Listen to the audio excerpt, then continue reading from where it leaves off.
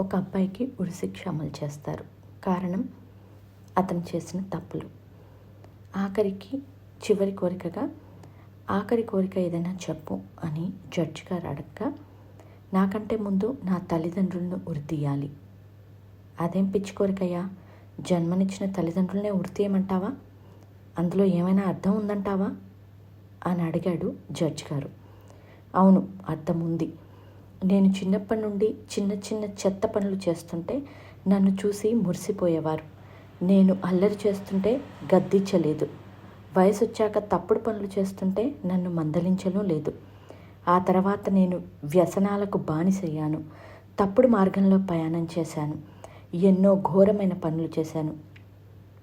నేను ఒక్కడనే కొడుకునని నన్ను ఆనాడే గారాబం చేయకుండా దండించి ఉంటే నేను ఈరోజు ఈ పరిస్థితుల్లో ఉండేవాడిని కాదు. నేనే మారతానని అనుకున్నారే కానీ నేను ఎలా మారాలో చెప్పలేదు. నేను చేసే పనులకు తల్లిదండ్రులే అడ్డు చెప్పకపోవడంతో నేను చేసే పనులన్నీ కరెక్టే అనుకున్నా. ఇప్పుడు అలాంటి పనులకు సమాజం అడ్డు చెబుతూ ఉంటే తెలిసొచ్చింది నేను నడిచింది తప్పుడు మార్గమని.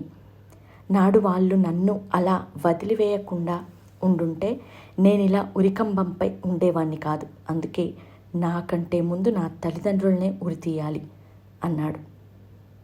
అందుకే పిల్లలపై తల్లిదండ్రుల పర్యవేక్షణ ఎల్లకాలం ఉండాలి.